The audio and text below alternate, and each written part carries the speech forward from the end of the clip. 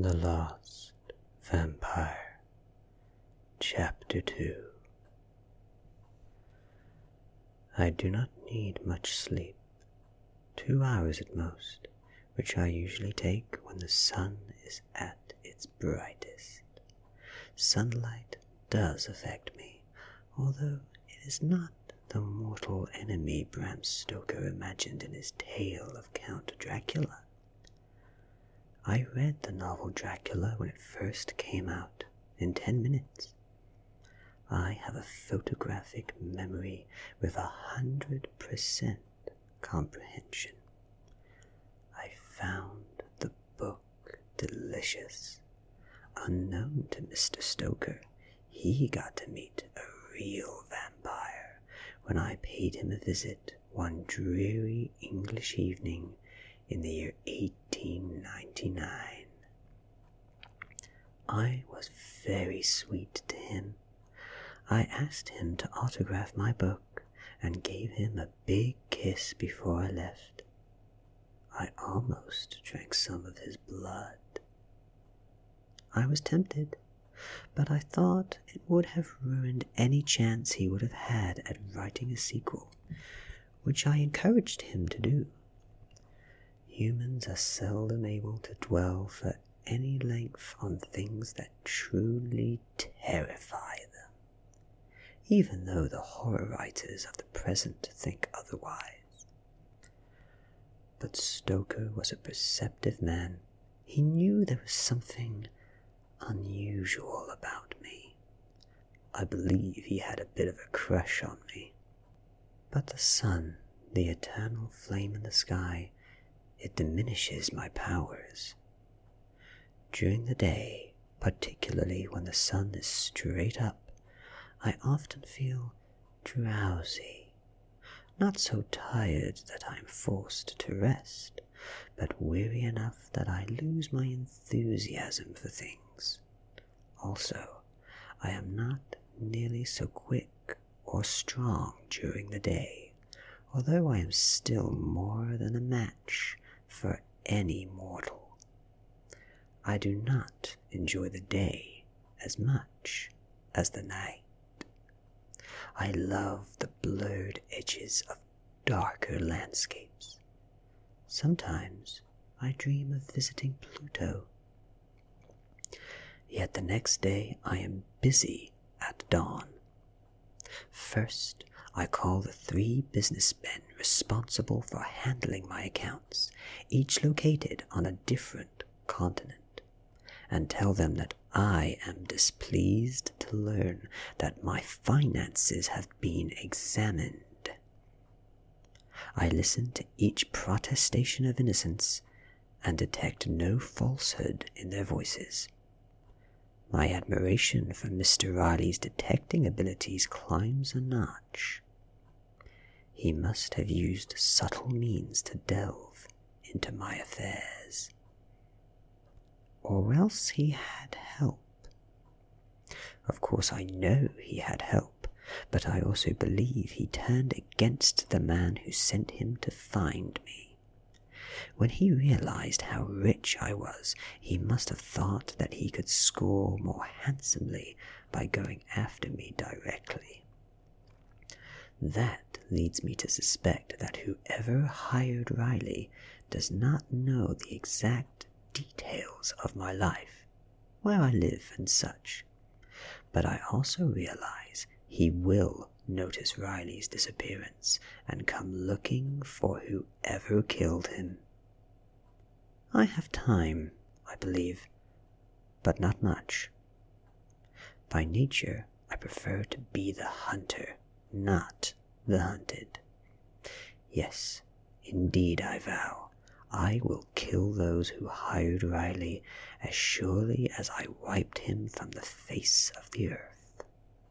I make arrangements through my American businessmen to be enrolled at Mayfair High that very day. The wheels are set in motion, and suddenly I have a new identity. I am Lara Adams, and my guardian, Mrs. Adams will visit the school with my transcripts and enroll me in as many as Ray Riley's classes as possible. It has not taken me long to learn the son's name.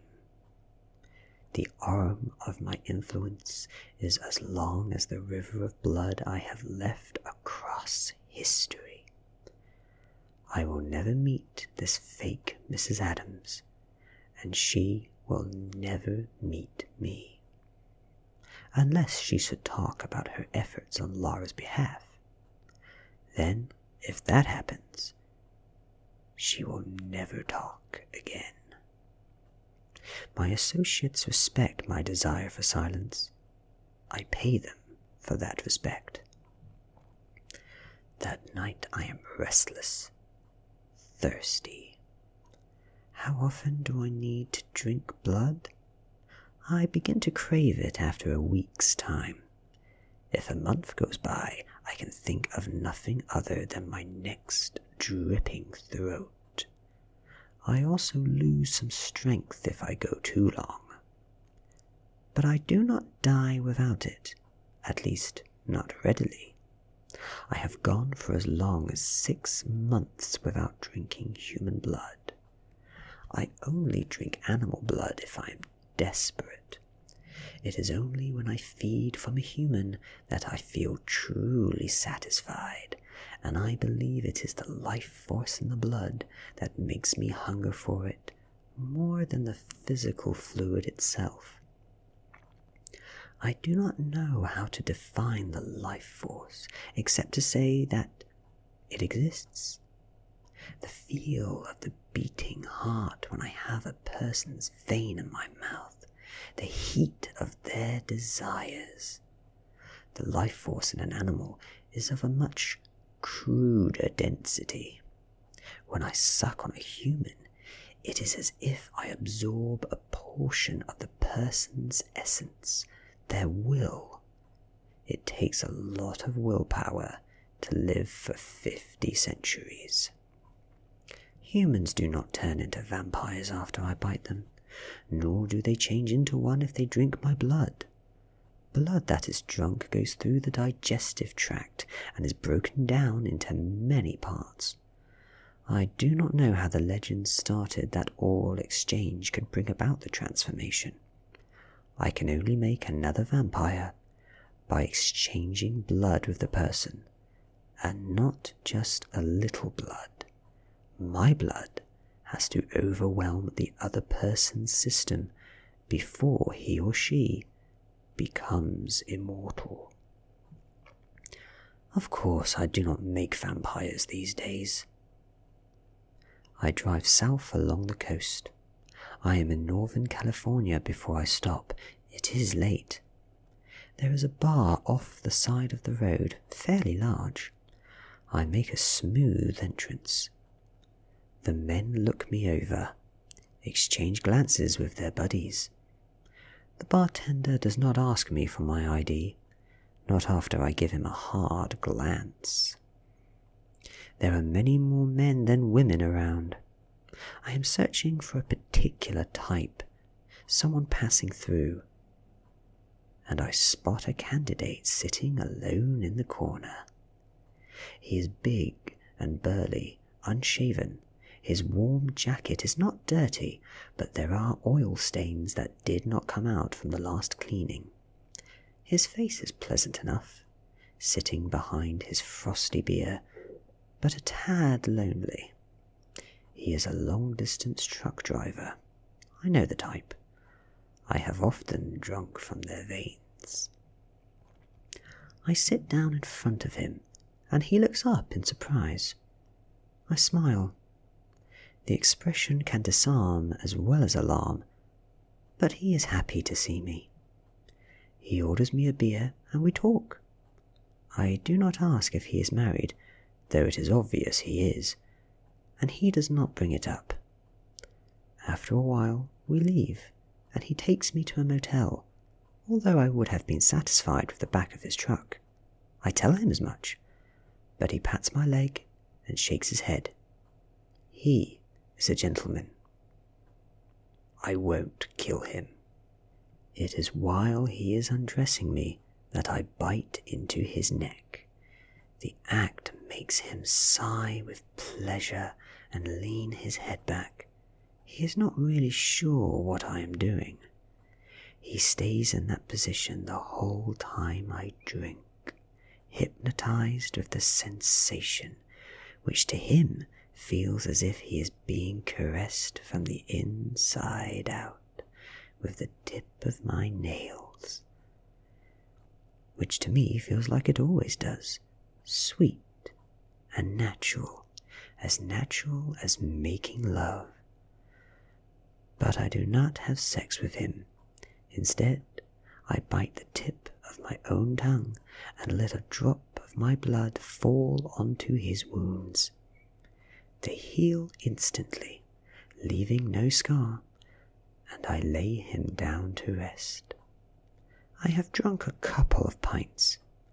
He will sleep deep, maybe wake with a slight headache. Forget, I whisper in his ear. He won't remember me. They seldom do. The next morning I sit in Mr. Castro's history class. My cream-coloured dress is fashionable, on the rich side. The embroidered hem swings 4 inches above my knees. I have very nice legs and do not mind showing them off. My long wavy blonde hair hangs loose on my shoulders. I wear no makeup or jewelry. Ray Riley sits off to my right, and I study him with interest. Class will begin in 3 minutes. His face has a depth his father's never imagined.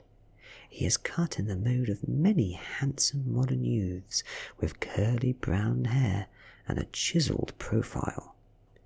Yet his inner character pushes through his natural beauty and almost makes a mockery of it. The boy is already more man than boy.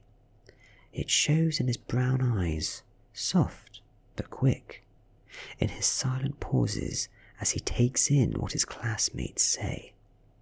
He reflects on it and neither accepts or rejects it, not caring what the others think. He is his own person, Ray Riley, and I like that about him. He talks to a girl on his right. Her name is Pat, and she is clearly his girlfriend. She is a scrawny thing, but with a smile that lights up whenever she looks at Ray. Her manner is assertive but not pushy, simply full of life. Her hands are always busy, often touching him. I like her as well, and wonder if she's going to be an obstacle. For her sake, I hope not. I honestly prefer not to kill young people. Pat's clothes are simple, a blouse and jeans. I suspect her family has little money, but Ray is dressed sharp. It makes me think of the $1 million I offered his father. Ray does not appear upset. Probably his father often disappears for days at a time. I clear my throat, and he looks over at me. "Hello," he says. "Are you new?" "Hi," I say. "Yes, I just checked in this morning." I offer my dainty hand. "My name's Lara Adams." "Ray Riley." He shakes my hand. His touch is warm, his blood healthy. I can smell blood through people's skin and tell if they have any serious ailments, even years before the disease manifests. Ray continues to stare at me, and I bat my long lashes. Behind him, Pat has stopped talking to another classmate and looks over. "Where are you from?" he asks. "Colorado." "Really? You have a slight accent." His comment startles me, because I am a master at accents. "What accent do you hear?" I ask, genuinely curious. "I don't know. English, French, it sounds like a combination." I have lived in both England and France for extended periods of time. I have travelled a lot, I say. Maybe that's what you hear. Must be. He gestures to his side. Lara, this is my girlfriend, Pat McQueen. Pat, meet Lara Adams. Pat nods. Hi, Lara. Her manner is not the least defensive. She trusts in Ray's love, and in her own. That is going to change. I think of Riley's computer, which I have left in his office. It will not be terribly long before the police come to look around and maybe take the computer away. But I have not taken the machine because I would have no way of explaining to Ray what I was doing with it, much less be able to convince him to open its data files. Hello, Pat, I say. Nice to meet you. Same here, she says. That's a beautiful dress. Thank you. I would have preferred to have met Ray without Pat around. Then it would have been easier for him to start a relationship with me without her between us. Yet I am confident I can gather Ray's interest. What man could resist what I have to offer? My eyes go back to him. What are we studying in this class, I ask. European history, he says. The class just gives a broad overview. Right now we're talking about the French Revolution. Know anything about it? I knew Marie Antoinette personally. I lie. I knew of Antoinette, but I was never close to the French nobility, for they were boring. But I was there, in the crowd, the day Marie Antoinette was beheaded. I actually sighed when the blade sliced across her neck. The guillotine was one of the few methods of execution that disturbed me. I have been hanged a couple of times and crucified on 4 separate occasions, but I got over it. But had I lost my head, I know that would have been the end. I was there at the start of the French Revolution, but I was in America before it ended. Did she really say let them eat cake? Ray asks, going along with what he thought was a joke.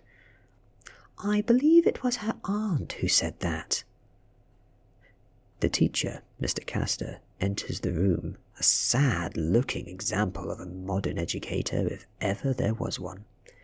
He only smiles at the pretty girls, and he strides to the front of the room. He is attractive in an aftershave commercial sort of way. I nod to him. What's he like?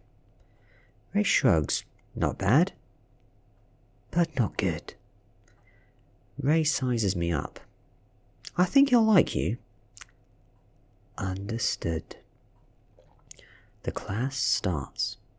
Mr. Castro introduces me to the rest of the students and asks me to stand and talk about myself. I remain seated and say 10 words. Mr. Castor appears put out, but lets it go. The lesson begins. Ah, history. What an illusion humanity has of the past, and yet scholars argue the reality of their texts until they are blue in the face, even though something as recent as the Second World War is remembered in a manner that has no feeling for the times. For feeling, not events, is to me the essence of history. The majority of people recollect World War II as a great adventure against impossible odds, while it was nothing but an unceasing parade of suffering. How quickly mortals forget. But I forget nothing. Even I, a bloodthirsty harlot if ever there was one, have never witnessed a glorious war. Mr. Castro has no feeling for the past. He doesn't even have his facts straight. He lectures for 30 minutes and I grow increasingly bored. The bright sun has me a bit sleepy. He catches me peeking out the window. Miss Adams, he says, interrupting my reverie, could you give us your thoughts on the French nobility? I think they were very noble, I say. Mr. Castro frowns. You approve of their excesses at the expense of the poor? I glance at Ray before answering. I do not think he wants the typical teenage girl, not deep inside, and I have no intention of acting like one. He's watching me, the darling boy. I don't approve or disapprove, I say. I accept it. People in power always take advantage of those without power. That sounds like a generalization if ever I heard one, Mr. Castro replies. What school did you go to before moving to Mayfair? What school I went to doesn't matter. It sounds as if you probably have a problem with authority, Mr. Castro says. Not always. It depends. On what? Whether the authority is foolish or not. I say with a smile that leaves no doubt I am talking about him. Mr. Castro wisely passes me over and goes on to another topic. But the teacher asks me to stay behind when the bell rings. This bothers me. I wish to use this time to speak to Ray. I watch as he leaves the room with Pat. He glances over his shoulder at me just before he goes out of sight. Mr. Castro taps his desk, wanting my attention. Is something wrong? I ask him. I hope not, Mr. Castro says. I am concerned, however, that we get off to a good start, that each of us understands where the other is coming from. I stare at him, not strongly enough to cause him to wilt, but enough to make him squirm. I believe I understand exactly where you're coming from, I say. He is annoyed. Oh, and where is that? I can smell alcohol on his breath from the previous night, and alcohol from the night before that, and the night before that. He is only 30, but the circles under his eyes indicate his liver is close to 70. His tough stance is only an image. His hands shake as he waits for me to respond. His eyes are all over my body. I decide to ignore his question. You think I have a bad attitude, I say. Honestly, I am not what you think. If you knew me, you would appreciate my understanding of history and... I let my voice trail off. Other things. What grade are you hoping to get in this class? His question makes me laugh. It is so ridiculous. I lean over and give his cheek a pinch, a hard one that makes him jump. He's lucky I don't do the same to his crotch. Why, Mr. Castro, I'm sure you're going to give little old Lara just about any grade she wants, don't you think? He tries to brush my hand away, but of course it is already gone. Hey, you better watch it, miss.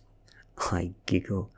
I'll be watching you, Mr. Castro, just to make sure you don't die of drink before the semester's over. I've got to get that good grade, you know.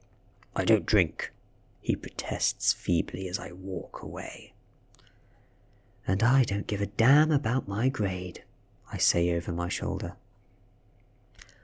I fail to catch Ray before my next class starts, which I do not share with him. Seems my pseudo-guardian was unable to match my schedule exactly to Ray's. I sit through 50 minutes of trigonometry, which naturally I know almost as well as history. I manage to refrain from alienating the teacher. The next period I don't have with Ray either, although I know 4th period we will be together in biology. 3rd is PE, and I have bought blue shorts and a white t-shirt to wear. The girlfriend, Pat McQueen, has the locker beside mine and speaks to me as we undress. Why did Castro ask you to stay behind? She asks. He wanted to ask me out. He likes girls, that guy. What did you think of Ray? Pat is not excessively paranoid, but she is trying to ascertain where I am coming from. I think he needs lots of love, I say. Pat is not sure what to think of that, so she laughs. I give him more than he can handle. She pauses, admiring my momentarily naked body. You know, you really are incredibly beautiful. You must have guys hitting on you all the time. I pull on my shorts.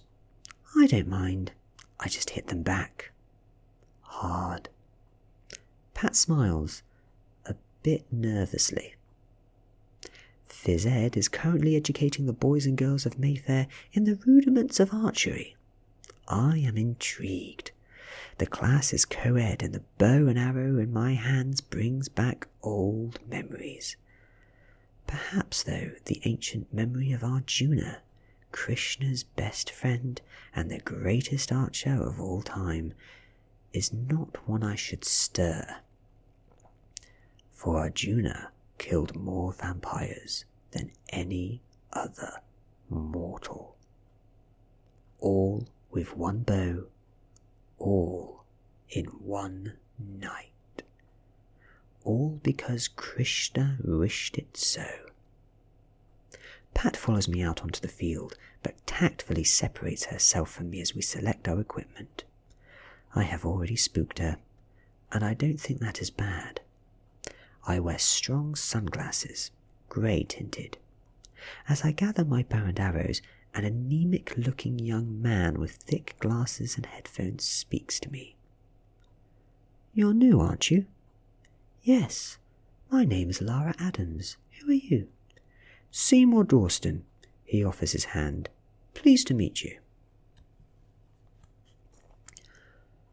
My flesh encloses his, and I know instantly that this young man will be dead in less than a year. His blood is sick. How can the rest of his body not be? I hold on to his hand a moment too long, and he stares at me quizzically. You are strong, he says. I smile and let go of him. For a girl? He rubs his hand on his side. His illness has startled me. I have bruised him. I suppose, he says. What kind of name is Seymour? It makes you sound like a nerd. He likes my forthright manner. I've always hated it. My mother gave it to me. Change it when you get out of high school. Change it to Marlborough, or Slade, or Bubba, or something like that, and lose those glasses. You should be wearing contacts. I bet your mother even buys your clothes. I am a revelation to Seymour. He laughs. She does, but since I am a nerd, shouldn't I look the part? You think you're a nerd because you think you're so smart. I'm a lot smarter than you, and I look great. I gesture to our bows and arrows. Where should we shoot these things? I think it would be best if we shoot them at the targets, he says wisely. So that's what we do.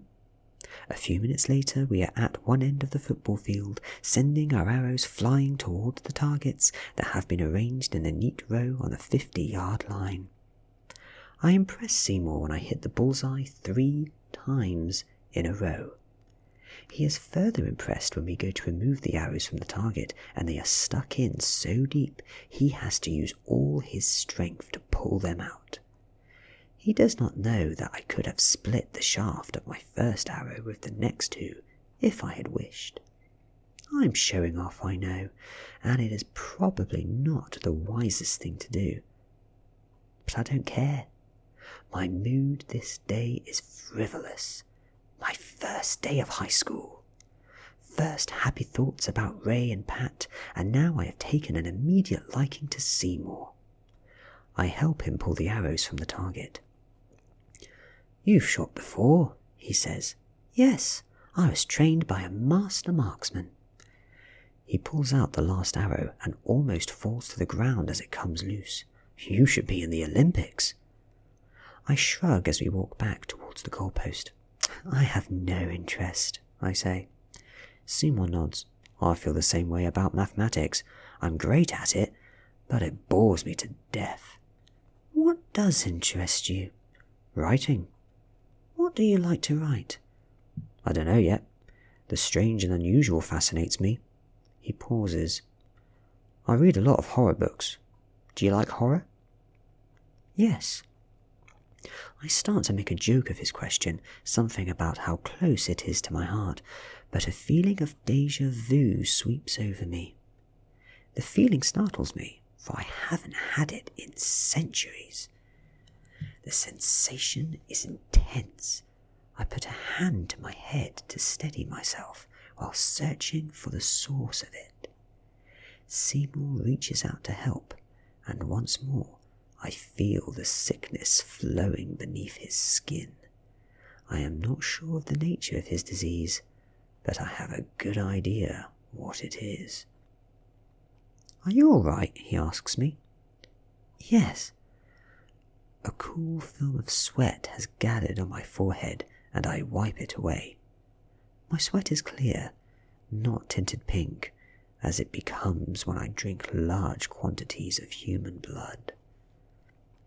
The sun burns bright in the sky, and I lower my head. Seymour continues to watch me. Suddenly I feel as if he has become so close to me, his body is actually overlapping mine. Like the déjà vu, I do not like the sensation. I wonder if I have developed a greater sensitivity to the sun. I have not been out like this at midday in many years. I feel as if I've met you before, he says softly, puzzled. I feel the same way, I say honestly, the truth of the matter finally striking me. Already I have said how I can sense emotions, and that is true. The ability came to me slowly as the centuries of my life passed. At first, I assumed it was because of my intense observatory faculties, and I still feel that that is part of it. Yet I can sense a person's feelings even without studying them closely, and the ability baffles me to this day because it suggests a sense that is non-physical, which I am not yet ready to accept. I am not alone with this ability. Over time I have met the occasional human who was as sensitive as I.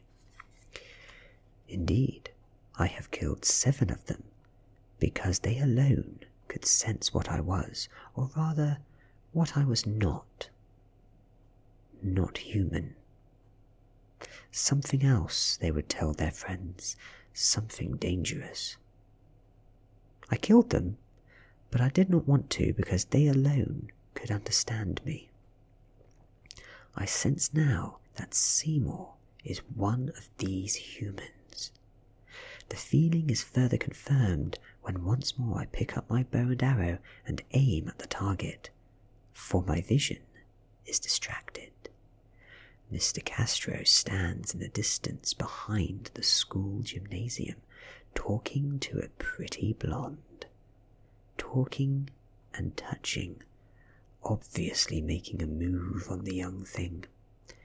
The teacher is perhaps 300 yards distant, but for me, with a bow in my strong arms, he is within range.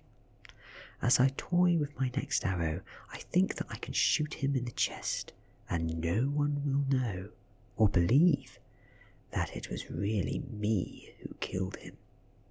I can make it so that even Seymour doesn't see where the arrow flies. Killing Mr. Riley 2 nights earlier has awakened in me the desire to kill again. Truly, violence does beget violence, at least for a vampire. Nothing quite satisfies as does the sight of blood, except for the taste of it. I slip the arrow into my bow. My eyes narrow. Castro strokes the girl's hair. Yet out of the corner of my eye, I notice Seymour watching me. Seeing what? Sensing what? The blood fever in me? Perhaps. His next word is revealing. don't, he says. My arm wavers. I am amazed. Seymour knows I am thinking about killing Castro. Who is this Seymour, I ask myself. I lower my bow and look over at him. I have to ask. Don't what? I say. His eyes, magnified behind their glasses, stare at me. You don't want to shoot anybody. I laugh out loud, although his remark chills me. What makes you think I want to shoot somebody? He smiles and relaxes a notch. My innocent tone has done its work on him. Perhaps. I wonder if Seymour is one of those rare mortals who can fool even me. I just had the feeling you were going to, he says. I'm sorry.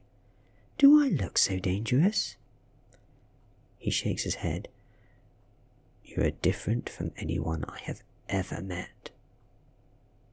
First Ray notices that I have an accent, and now Seymour reads my mind.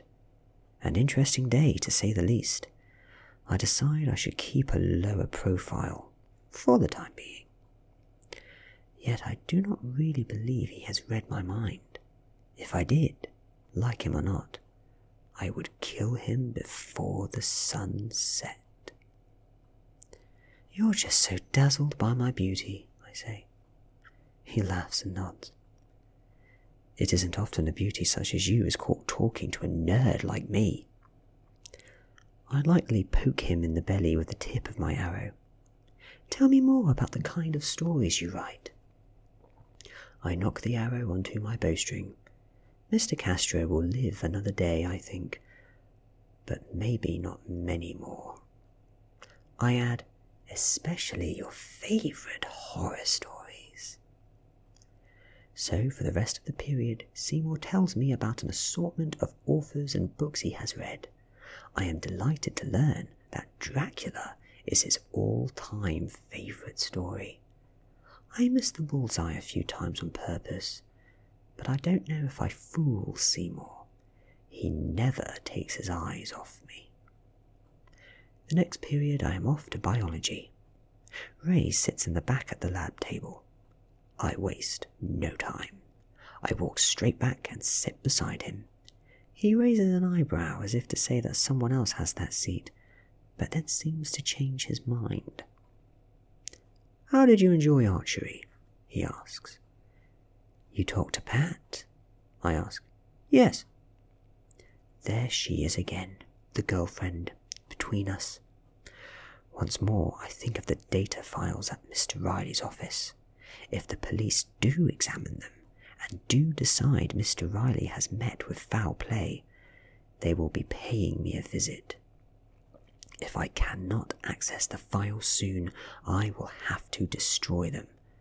I decide to hasten things, knowing that I run the risk of destroying my whole seduction. I want to look at those files tonight. I reach over and touch Ray's arm.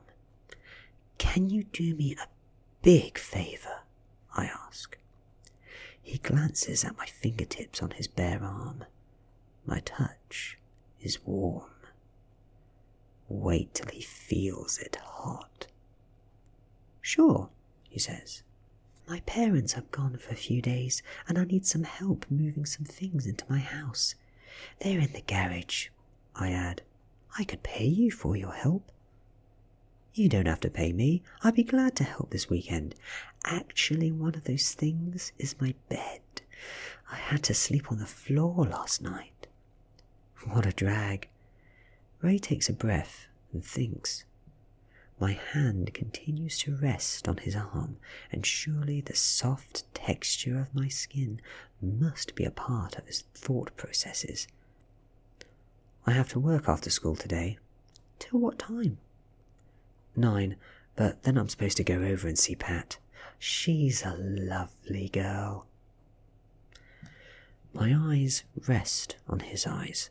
It's as if to say, yes, lovely, but there are other things in life besides love. At least that is my intention. Yet as I stare into Ray's eyes, I can't help but feel that he is one of those rare mortals I could love. This is another startling revelation for me, and already, even before noon, it seems the day is to be filled with them. I have not loved a man, or a woman for that matter, in centuries, and none have I ever loved as much as my husband, Rama, before I was made into a vampire. Yet Rama comes to mind as I stare at Ray, and at last I know why Ray looks familiar. He has Rama's eyes. Ray blinks. We've been going out for a year. I sigh unintentionally. Even after 50 centuries, I still miss Rama. A year can pass quickly, I say softly, but not 5,000. The long years stand behind me like so many ghosts, weary but also wary. Time sharpens caution, destroys playfulness. I think how nice it would be to go for a walk in the park with Ray. In the dark, I could kiss him. I could bite him.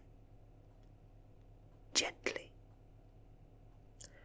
I sigh because this poor boy doesn't know he is sitting beside his father's murderer.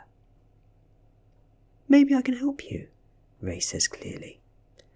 My eyes do daunt him as much as I would expect, and I do not know if that is because of his own internal strength, or because my glance is softened by my affection for him. But I'll have to check with Pat. I finally take my hand back. If you check with Pat, she'll say it's fine to help me as long as she gets to come along. I shrug. Any girl would. Can she come over too? No. My answer startles him, but he is too shrewd to ask me why. He simply nods. I'll talk to her. Maybe I can come a little later. What time do you go to bed? Late. The lecture in biology is about photosynthesis, how the sun's energy is changed into chemical energy through the presence of green chlorophyll, and how this green pigment in turn supports the entire food chain. The teacher makes a comment I find interesting. Chlorophyll and red blood cells are practically identical, except in chlorophyll the iron atom is replaced by a magnesium atom. I look over at Ray and think that in the evolutionary chain only one atom separates us. Of course, I know that evolution would never have created a vampire. We were an accident, a horrible mistake. It occurs to me that if Ray does help me examine his father's files, I should probably kill him afterward. He smiles at me as I look at him. I can tell he likes me already. But I don't smile back. My thoughts are too dark. The class ends. I give Ray my address, but not my phone number. He will not call and cancel on me. It is the address of a new house that was rented for me that morning. Mr. Riley will have my other address in his files, and I don't want Ray to draw the connection when and if we get into his computer. Ray promises to come over as soon as he is able. He does not have sex on his mind, but something else I cannot fathom. Still, I will give him sex if he wants it. I will give him more than he bargains for. I go to my new home, a plain suburban affair. It is furnished. Quickly, not breaking a sweat, I move most of the furniture into the garage. Then I retire to the master bedroom, draw all the shades, and lie down on the hard wooden floor and close my eyes. The sun has drained my strength, I tell myself. But as I doze off, I know it is also the people I have met this day that have cut deep into me, where my iron blood flows like a black river over the cold dust of forgotten ages, dripping onto this green world, onto the present, like the curse of the Lord himself. I hope to dream of Krishna as I fall asleep, but I do not. The devil is there instead. Yaksha, the first of the vampires, as I am the last. End.